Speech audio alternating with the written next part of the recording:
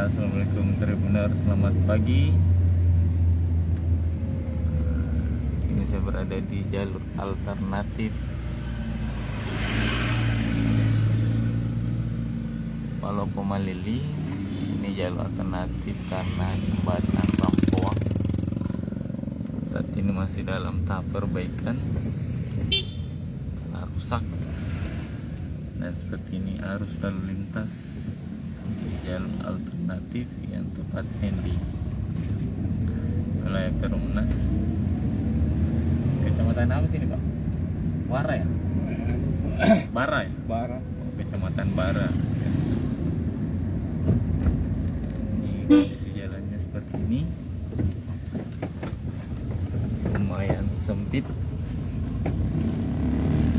Dan di beberapa titik ada warga yang meminta sumbangan. Ini jalan kelurahan Tribunas. Ini masih pagi, harus lalu lintas di jalur alternatif ini terpantau masih lumayan sepi,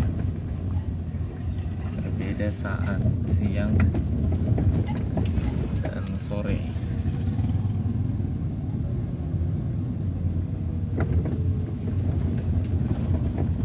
Tuh, lihat ini,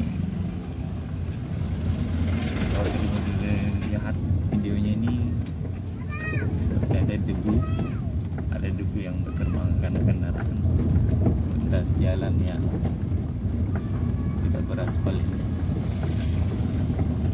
Sudah di jalur Trans Sulawesi.